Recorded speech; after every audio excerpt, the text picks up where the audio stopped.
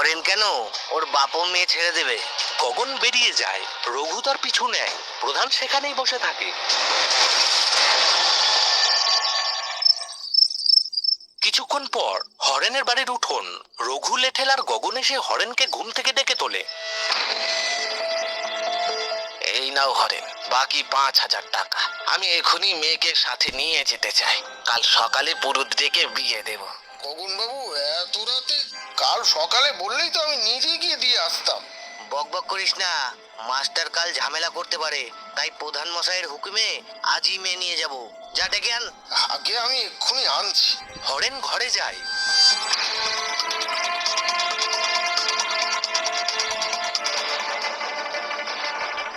একটু পরে সে হন্তদন্ত হয়ে বেরিয়ে আসে। সর্বনাশ হয়ে গেছে বাবু, এ তো ঘরে নেই। মানে এত রাতে মেয়ে কোথায় যাবে? তুমি কি চালাকি করছো? টাকাও নেবে, আবার মেয়েও দেবে না। প্রধান মশাইকে বলে মজা দেখাচ্ছি তোমার। বিশ্বাস করুন, আমি কিচ্ছু জানি না। আমি তো তারিখে ঘুমাচ্ছিলাম, বইগুলোও নেই। কোথায় গেল বুঝতে পারছি না। ওই মাস্টারের কাছে পালাইনি তো? না, মাস্টারের বাড়ি গায়ের ও মুড়োয়, রাতে একা যেতে পারবে না।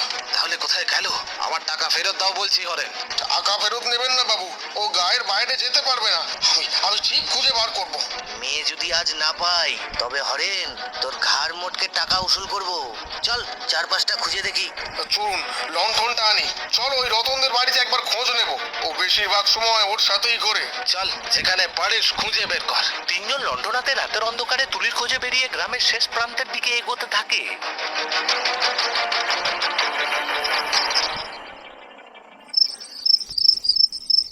রাধাপুর গ্রামের শেষ প্রান্তে সেই আদাভাঙা প্রাইমারি স্কুল। চারিদিক শ্মশানের মতো নিস্তব্ধ। ভাঙা বারান্দায় কুপির আলোয় বসে তুলি এক মনে বই পড়ছে।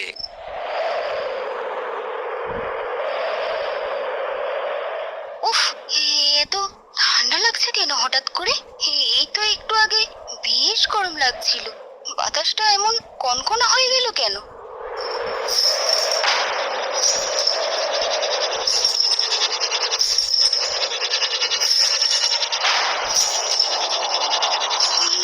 কে কে তুমি? আমার আমার কাছে এসো না। আমি তো কারো কোনো ক্ষতি করিনি। আমি শুধু একটু পড়তে এসেছি। আমাকে মেরো না। আমি গরিবের মেয়ে। আমাকে মেরে তোমার কি লাভ হবে? মূর্তিটা তুলির একদম কাছে এসে দাঁড়ায়।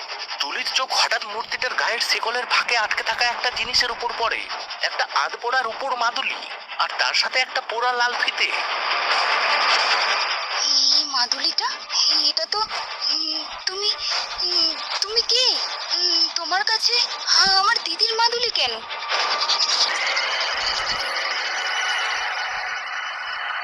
দিদি, মায়া দিদি, তুই তুই এই অবস্থায় কেন?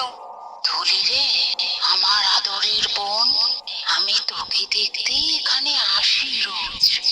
তুই ভয় পাস না, আমি তোর কোনো ক্ষতি করব না রে। কিন্তু বাবা তো বলেছিল সেটা একটা দুর্ঘটনা ছিল। তাহলে তাহলে আজ তুই এই শিকল বাঁধা অবস্থায় কেন দিদি?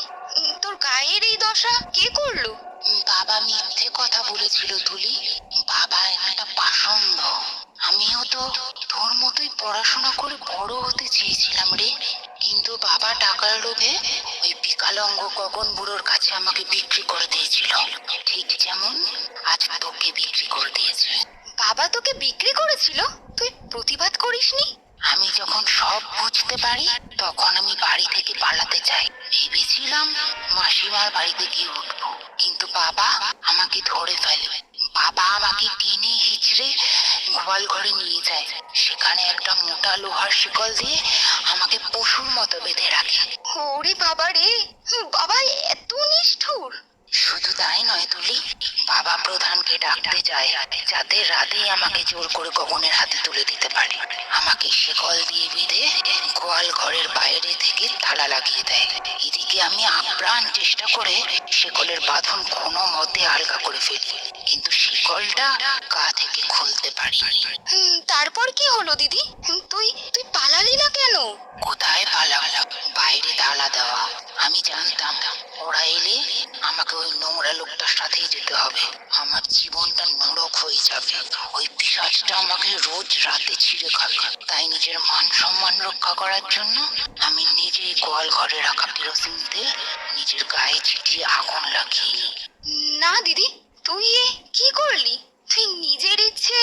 আমার আর কোনো উপায় ছিল না তুলি। আগুনে পুড়ে ছাই হয়ে যাওয়াটা ওই নরকে যাওয়ার চেয়ে অনেক ভালো ছিল। বাবা আর প্রধান এসে যখন দেখলো আমি পুড়ে মরে গেছি, তখন ওরা ভেবেছিল যদি জানাজানি হয় তবে পুলিশ ধরবে।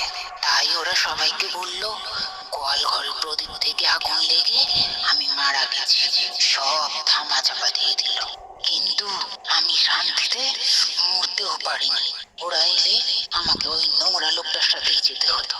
তাই নিজের মান সম্মান বাঁচাতে আমি নিজেই গায়ে কেরোসিন ঢেলে আগুন লাগিয়ে দিই। তুই এ কি করেছিলি? নিজেই নিজের এত বড় ক্ষতি করেছিলি? আগুনে পুড়ে ছাই হয়ে যাওয়াটা ওই নরকে যাওয়ার থেকে অনেক ভালো ছিল। পুলিশ ধরবে ভয়ে বাবা আর প্রধান সবাইকে বলল দুর্ঘটনায় মারা গেছি। সব ধামাচাপা দিয়ে দিল। কিন্তু আমার অচিত্ত আত্মা এই শেকল নিয়ে এখানেই ঘুরে বেড়ায়। আমি শান্তিতে মরতেও পারিনি। আমি শুধু চেয়েছিলাম তুই যেন আমার মতো কষ্ট না পাস। কথোপকথনের মাঝেই কোলাহল। রঘু, লেঠেল, হরেন আর গগন সেখানে এসে পৌঁছয়।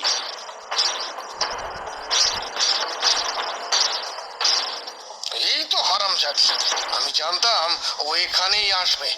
আমার ময়না পাখি ভূতের ডেরায় লুকিয়েছো? চলো, আজ রাত থেকেই তুমি আমার ঘরে থাকবে। চল ছুরি, সোজা কোথায় যাবি নাকি লাঠির বাড়ি খাবি? তারা এগোতেই চারপাশ ভয়ঙ্কর হয়ে ওঠে। কনকনে ঠান্ডা হাওয়া বইতে শুরু করে। তুলির সামনে ঢাল হয়ে দাঁড়ায় মায়ার বিশাল শেকল বাঁধা আত্মা।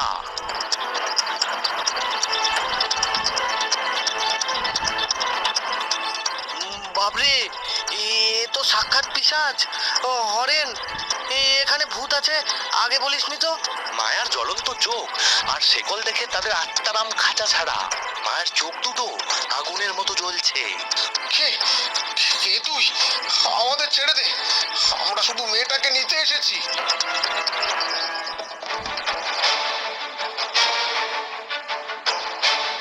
চিনতে পারছিস না বাবা? তোকে তো বাবা বলতেও আমার ঘৃণা হয়। দেখ দেখ, আমি তো সেই মেয়ে যাকে তুই টাকার লোভে বিক্রি করে শিকল দিয়ে বেঁধে পুড়িয়ে মেরেছিলি।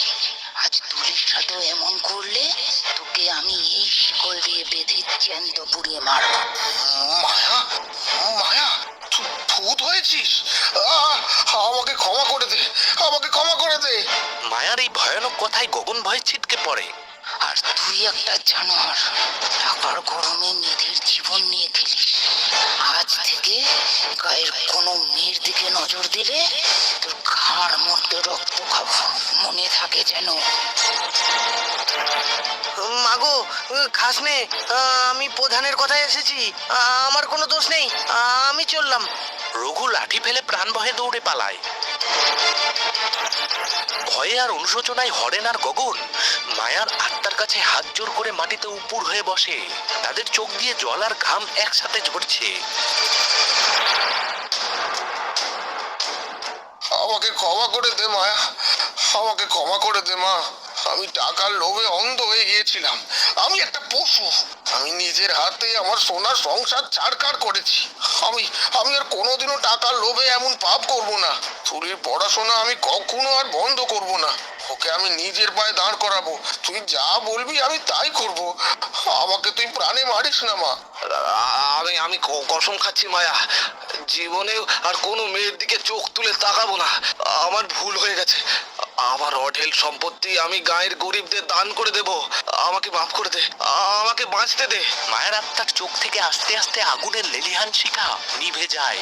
চারপাশের পরিবেশ শান্ত হয়ে আসে। সে তুলির দিকে ঘোরে। মনে রাখিস রে তুলি, তুই একা নস। আমি সব সময় তোর সাথেই প্রতিটা লড়াইয়ে আমি ছায়া হয়ে তোর পাশে থাকবো। তুই পড়াশোনা করে অনেক বড় হবি, তুই ওই শহরের বড় স্কুলে পড়তে যাবি। এই সমাজের শিকল তোকে ভাঙতেই হবে। আমি পারিনি, কিন্তু তোকে বাড়তে হবে। আমি ভাঙবো দিদি, আমি কথা দিচ্ছি। তোর এই বলিদান আমি বৃথা যেতে দেব না। আমি কারো কাছে মাথা নত করব না। আমি মাস্টার মশাইয়ের কাছে গিয়ে সব বলবো। আমি খুব বড় হব দিদি, তুই শান্তিতে থাক। বাবা যদি তোর উপর আর কখনো অত্যাচার করে, আমাকে শুধু একবার ডাকবি, আমি সব সময় তোর সাথেই আছি। মায়া আলতো করে হাসে। এরপর এক দমকা হাওয়ার সাথে মায়ার আত্মা রাতের অন্ধকারে মিলিয়ে যায়। হরেন আর গগন মাটিতে তখনও মুখ গুজে পড়ে আছে। তুলি তার বইগুলো মাটি থেকে তুলে বুকে জড়িয়ে ধরে। তার চোখে আর কোনো ভয় নেই, আছে এক অদম্য সাহস আর অন্ধকার চিরে আলোয় ফেরার জেদ। কাল থেকে তার নতুন লড়াই শুরু হবে, কিন্তু এবার আর সে একা নয়।